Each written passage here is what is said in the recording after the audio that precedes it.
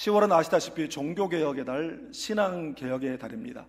그래서 오늘부터 약 10주간 이 느헤미야의 말씀을 함께 나누려고 하는데, 느헤미야서를 두 개의 단어로 딱 정리하자면 바로 리폼과 리바이벌, 다시 말해서 개혁과 부흥이라고 말할 수 있습니다. 이 개혁과 부흥이야말로 하나님의 일하심과 하나님의 역사하심의 가장 기초가 된다라고 할 수 있겠습니다. 우리가 느헤미야서를 이해하려면 이스라엘의 왕국 역사와 그 이후의 역사를, 그 배경을 우리가 이해해야 되는데, 지난주까지 우리가 사무엘상 말씀을 함께 나누었습니다. 왕이 없던 이스라엘에 사울이 초대 왕으로 세워지면서부터 이스라엘의 왕국 시대가 시작이 되었죠. 그래서 사울이 죽고 난 후에 다윗이 그 뒤를 이어 2대 왕이 되었고, 또 제3대 왕으로 솔로몬이 다윗의 뒤를 이어 왕이 되었습니다. 그런데 이스라엘의 왕국 역사는 단일 왕국 역사, 이 통일 왕국 역사의 기간이 짧았어요. 3대에 불과했습니다. 이 솔로몬의 아들 르호보암이 제4대 왕이 되었을 때 이스라엘은 남과 북으로 분열을 경험하게 됩니다. 그래서 북왕국 이스라엘과 남왕국 유다다, 이렇게 편의상 우리가 이름을 붙여서 이렇게 명명을 합니다. 두 나라 다 모두 하나님 앞에 불순종으로 일관했습니다. 그러다가 먼저 북이스라엘이 주전 722년에 아수르에 의해 멸망을 당하고 150년 만에 이제 남왕국 유다도 주전 586년에 바벨론에 의해 멸망을 당하게 되었습니다. 사실 북이스라엘이 아수르에 의해 멸망을 당할 때에도 포로로 많이 끌려갔습니다. 두 차례에 걸쳐서 포로로 끌려갔는데, 에레미야서에서 말씀하는 포로로 간 지 70년 만에 고국으로 돌아오게 하겠다라고 하는 이 예언의 말씀은 북이스라엘은 제쳐두고 남유다를 기준으로 하신 말씀이었습니다. 남유다는 주전 586년에 이 바벨론에 의해 패망을 당하지만 그보다 훨씬 전인 주전 605년에 1차 포로로 잡혀가게 됩니다. 그리고 그 후에 주전 597년에 이제 2차 포로로 잡혀가게 되고, 마지막 이제 나라가 멸망하면서 586년에 3차 포로로 끌려가게 됩니다. 바로 그렇게 1차 포로인 605년을 중심으로 70년 만인 주전 536년이 되자 바사왕 고레스가 자기 나라에 이제 포로로 끌려왔던 이방 민족들은 모두가 다 자기 나라로 돌아가도 좋다라고 하는 칙령을 내리게 되죠. 그래서 늘 고국을 그리워하던 유다 백성들이 1차 포로 귀환이 이루어집니다. 그때는 왕족 출신인 스룹바벨을 리더로 해서 포로 귀환이 이루어지면서 그들은 가장 먼저 돌아가서 성전을 재건하는 일을 감당하게 됩니다. 그리고 그 이후에 이제 주전 458년에 2차 포로 귀환이 이루어지는데, 이때는 율법학자이자 제사장 가문 출신인 에스라를 중심으로 해서 포로 귀환이 이루어지고, 그렇게 해서 그들은 돌아가서 말씀을 중심으로 영성을 재건하는 그런 일을 감당합니다. 그리고 한 14년 정도가 지난 후 주전 444년에 마지막으로 제3차 포로 귀환이 이루어지는데, 이때 느헤미야가 리더가 되어 백성들을 이끌고 예루살렘으로 돌아가서 무너진 예루살렘 성벽을 재건하고, 또한 무너져 있는 이스라엘의 공동체성을 재건하는 일을 감당하게 되었습니다. 느헤미야는 유다 포로민의 자녀로서 바벨론에서 태어난 사람으로 오늘날로 말하면 이민 2세입니다. 그런데 이 느헤미야라고 하는 사람은 포로민 출신으로서 그곳에서 태어나고 자라고 공부하고 열심히 살았어요. 그래서 이 페르시아 제국의 왕궁 고위 관료가 된 사람입니다. 대단히 성공한 사람이죠.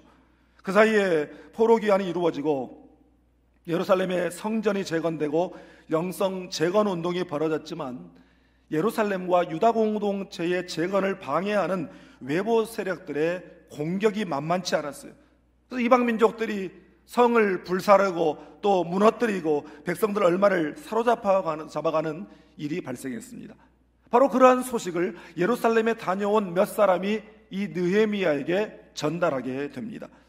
저는 느헤미야 1장을 읽고 묵상하는 가운데 제 마음 가운데 첫 번째 던져지는 질문은 바로 그것이었습니다. 하나님은 누구를 사용하시는가? 느헤미야가 포로민 출신으로서 그곳에서 자란 사람입니다. 그런데 그는 예루살렘 성벽을 재건했을 뿐만 아니라 정말 중요한 이스라엘 민족의 공동체성을 재건하는 일에 쓰임받았던 사람입니다. 여러분, 한 민족의, 한 나라의, 한 도시의 성이 무너졌다라고 하는 것은 단순히 벽돌 몇 개가 부서졌다라고 하는 것을 의미하는 것이 아니에요.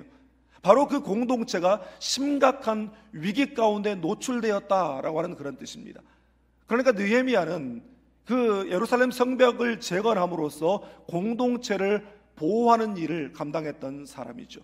오늘 말씀을 통해서 나라와 민족, 또한 교회, 작게는 가정이라고 하는 한 공동체의 개혁과 부흥은 바로 그 공동체를 이루는 개인의 신앙개혁과 영적 부흥에서 시작된다는 사실을 우리가 알고, 먼저 시대와 상황에 대한 영적 감각이 회복되고 사명에 대한 자각이 이루어지기를 주님의 이름으로 축복합니다. 먼저 오늘 본문 4절 말씀을 함께 읽겠습니다. 내가 이 말을 듣고 앉아서 울고 수일 동안 슬퍼하며 하늘의 하나님 앞에 금식하며 기도하여. 아멘. 여러분, 느헤미야는 이방 나라에서 그야말로 남부러울 것 없이 성공한 사람이었어요. 그런데 그럼에도 불구하고 느헤미야는 자기 민족에 대한 깊은 애정과 관심이 있었습니다. 이 예루살렘에 대한 소식을 들은 느헤미야의 반응이 4개의 연속된 동사로 표현되고 있죠. 울고 슬퍼하며 금식하며 기도하여. 여러분, 이것은 느헤미야가 자기 조국에 대해 가지고 있는 그 마음이 얼마나 진정성 있는 마음인가라고 하는 것을 보여주는 것입니다. 또한 이것은 문제와 상황 앞에서 느헤미야가 가졌던 영적 감각을 보여주는 것이에요. 여러분, 어떤 지역의 슬픈 소식을 듣고 눈물을 흘리는 것은 그건 인지상정입니다. 저 다른 나라 어디에 지진이 일어나가지고 많은 사람들이 어려움을 당했다, 죽었다, 다쳤다라고 하는 이야기를 들으면 마음이 안 됐죠. 눈물이 나는 것입니다. 이건 당연한 것이에요. 그런데 더 나아가 그 문제를 가지고 하나님 앞에 나아가 기도한다라고 하는 것은 아무나 하는 일이 아니죠. 문제 앞에서, 안타까운 상황 앞에서 운다고 하나님이 그 사람을 사용하시는 것이 아니라 공감과 긍휼의 마음을 가지고 하나님 앞으로 나아가는 사람, 문제와 상황을 오래 바라보는 것이 아니라 하나님을 오래 바라보는 그 사람을 하나님께서 사용하시고 그 상황 가운데 하나님께서 그 사람을 통해 역사하시는 줄 믿습니다. 느헤미야는 문제를 가지고 하나님 앞에 나아갔어요. 제가 지난 주간에 이 말씀을 준비하면서 미국의 명설교가이신 찰스 스윈돌 목사님이 이 느헤미야 강해를 하신 것이 있더라고요. 그래서 그 내용을 쭉 읽는 가운데 느헤미야 1장에는 느헤미야가 얼마나 지혜롭게 말하고 또 행동했는가를 잘 보여주고 있다, 이렇게 말씀하면서 그가 문제를 들고 하나님 앞으로 나아간 이유, 즉 기도의 4가지 유익을 이렇게 말씀했습니다. 첫째, 기도는 무엇보다 하나님께서 일하실 수 있도록 기도하는 이에게 참을성을 준다라고 하는 것입니다. 여러분, 우리는 얼마나 자주 하나님께서 일하시기도 전에 내가 그 문제를 해결하려고 나서는 경우가 많이 있는지 모릅니다.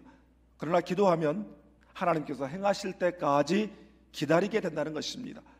둘째는 기도는 사물의 본질을 보게 한다라고 하는 것이에요. 어떤 일을 행할 때에 본질이 아닌 부차적이고 부수적인 일에 얼마나 목숨을 거는지 모릅니다. 지나고 보면 다 쓸데없는 일에 우리의 얼마나 많은 에너지를 거기에 낭비했는가를 우리가 깨닫게 되죠. 그래서 영적인 사람은 문제를 짧게 보고 하나님을 길게 보는 사람이에요. 그러할 때에 문제의 본질이 보이게 되는 것입니다. 셋째로, 기도는 마음에 안정을 줍니다. 사실 두려움과 근심이 있으면 문제 자체를 근본적으로 해결할 수가 없습니다. 그런데 기도하는 사람에게 하나님이 주시는 가장 첫 번째 은혜는 무엇이냐면 그의 마음에 평강을 주신다라고 하는 것입니다. 하늘의 평강으로 충만하게 채워주십니다. 그리고 4번째로, 기도는 믿음의 생명력을 더합니다. 기도할 때에 우리는 믿음이 더욱 생명력 있게 살아나서 상황이나 환경과 상관없이 하나님께서 주신 말씀을 붙들고 나아갈 수가 있게 되는 것입니다. 여러분, 그런데 느헤미야는 그냥 기도한 것이 아니라 금식하며 기도했어요. 요엘서 2장 12절 13절에 하나님께서 유다의 회개를 촉구하시면서 이렇게 말씀하십니다. 우리 말씀을 함께 읽겠습니다. 여호와의 말씀에 너희는 이제라도 금식하고 울며 애통하고 마음을 다하여 내게로 돌아오라 하셨나니 너희는 옷을 찢지 말고 마음을 찢고 너희 하나님 여호와께로 돌아올지어다.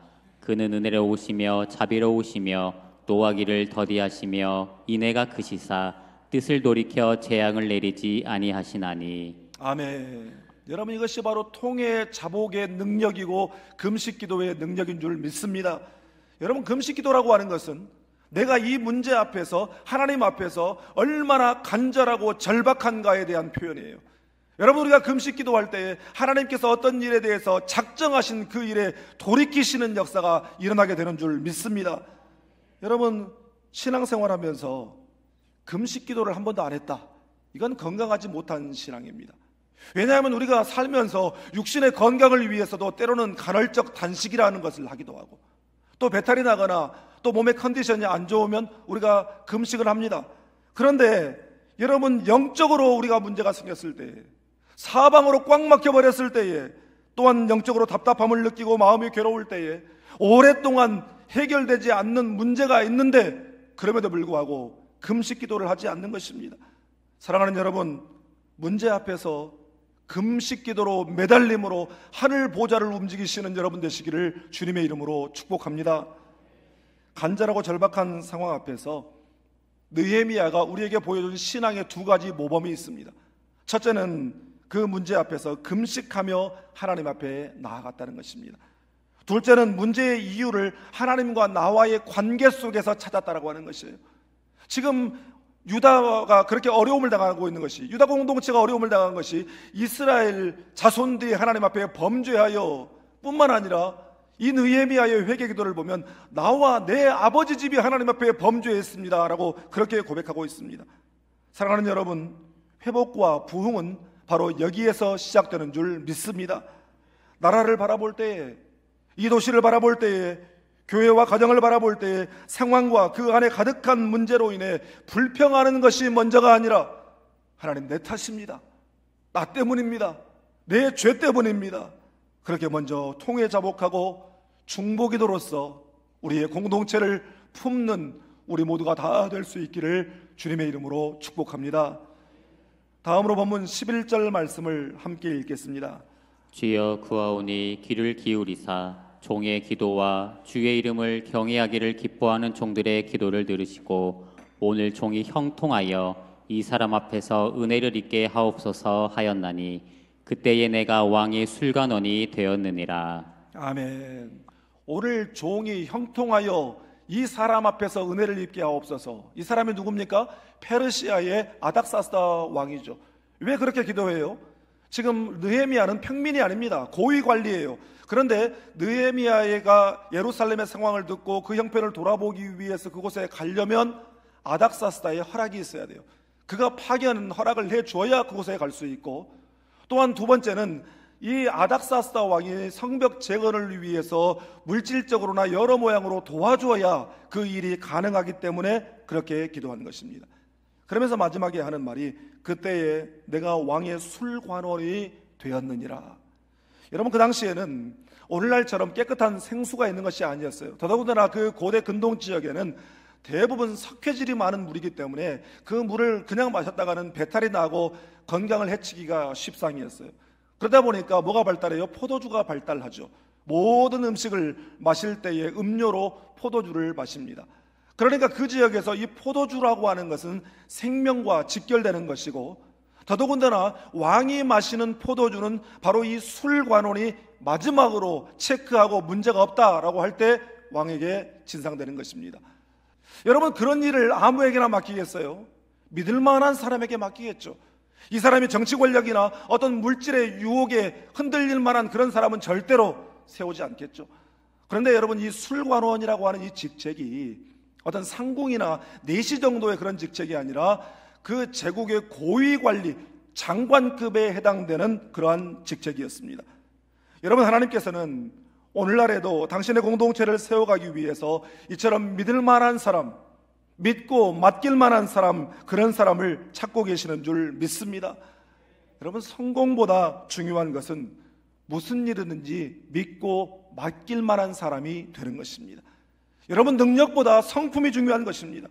느헤미야는 페르시아에서 이민자 2세였지만, 아니 포로 출신의 자녀였지만 그는 왕에게 신뢰를 받는 사람이었습니다. 무슨 말입니까?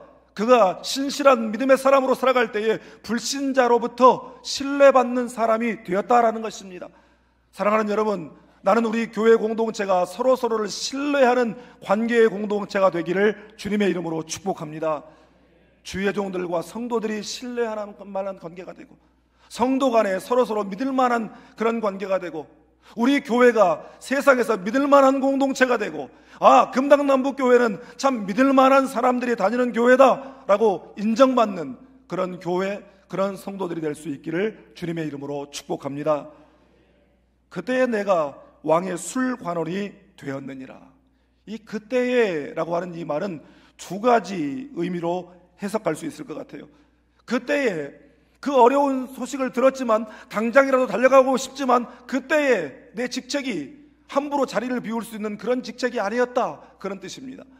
두 번째는 민족이 당하는 어려움을 생각하며 기도할 때에, 하나님의 은혜를 구하며 기도할 때에, 그때에 자신이 그때 왕의 술관원이 된 것이 이때를 위함이 아닌가, 그것을 깨닫게 됐다는 것입니다. 한마디로 말해서 자기가 지금 서 있는 그 자리, 바로 그 직책을 통해 사명을 자각하게 되었다는 것이에요. 여러분, 조국에 대한 어려운 소식을 들었지만 아닥사스다 왕, 제국의 황제에게 아무나 나아갈 수 있는 게 아니잖아요. 그런데 자기는 왕의 측근 중에 측근이에요. 왕에게 나아갈 수 있게 됐어요. 그리고 자기는 정치 권력자예요. 하나님께서 그 자리에 세우신 것이 하나님의 뜻이다라고 하는 사실을 깨닫게 됐다라고 하는 것입니다. 김우현 감독이 쓴 온유한 자는 복이 있나니라고 하는 책에 보면 때로는 상처와 그 생채기가 개런티로 된다, 이렇게 말했어요. 여러분, 이게 말은 무슨 말이냐면 우리가 살면서 원치 않은 상처를 받게 돼요.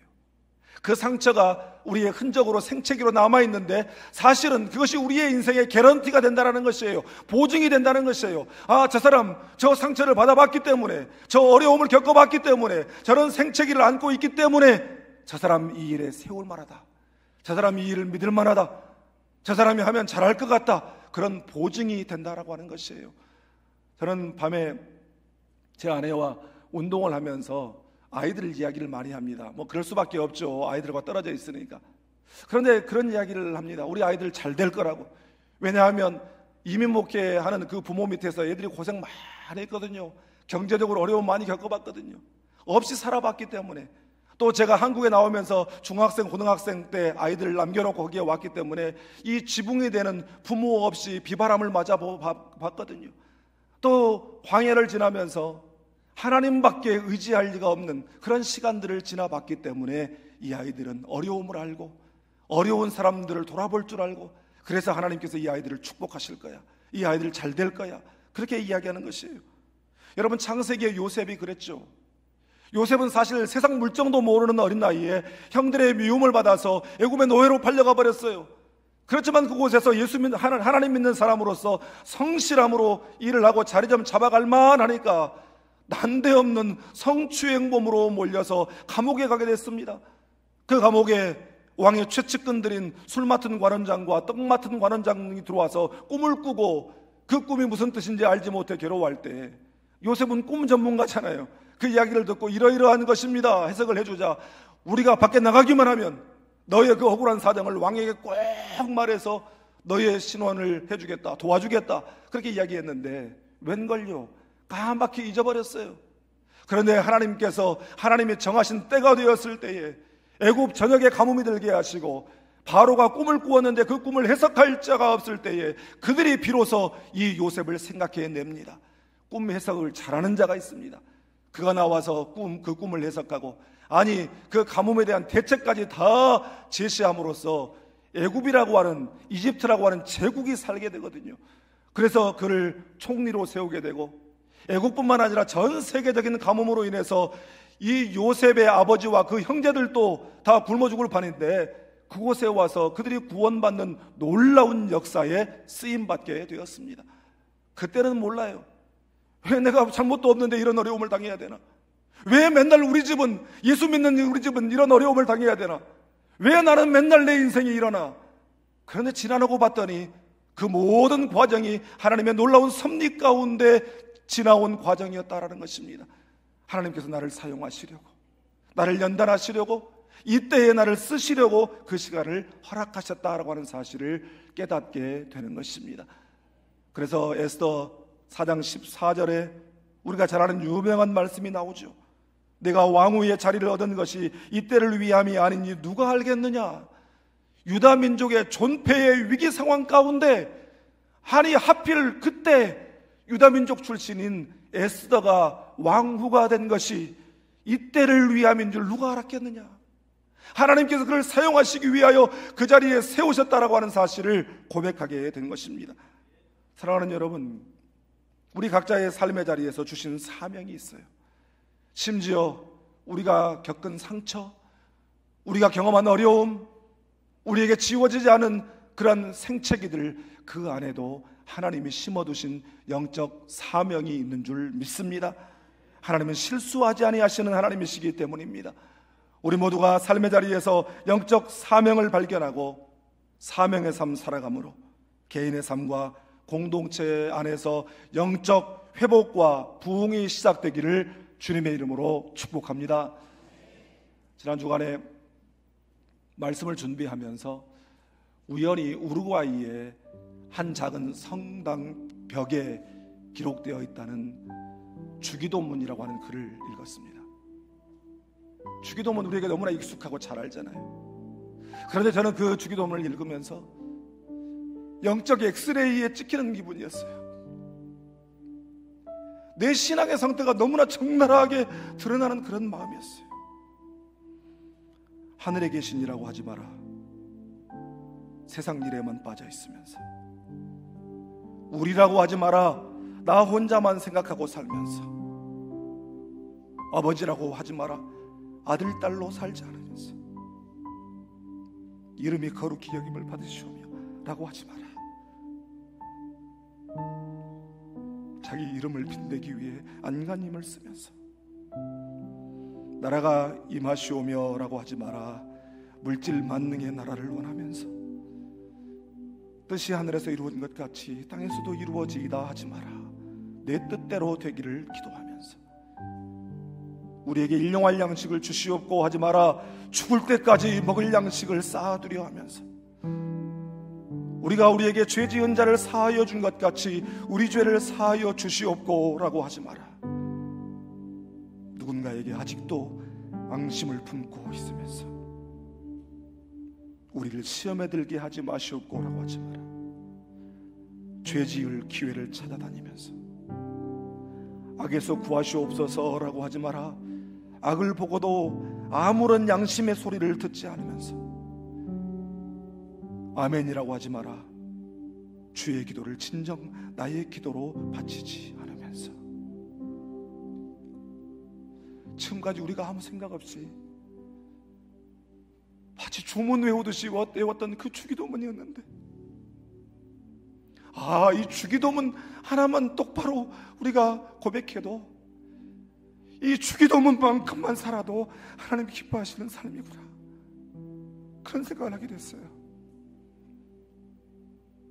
사랑하는 여러분, 주의 기도가 진정한 나의 기도가 되고 나의 기도, 나의 고백이 되어 신앙개혁과 영적 부흥을 경험하는 이 계절이 될 수 있기를 주님의 이름으로 축복합니다.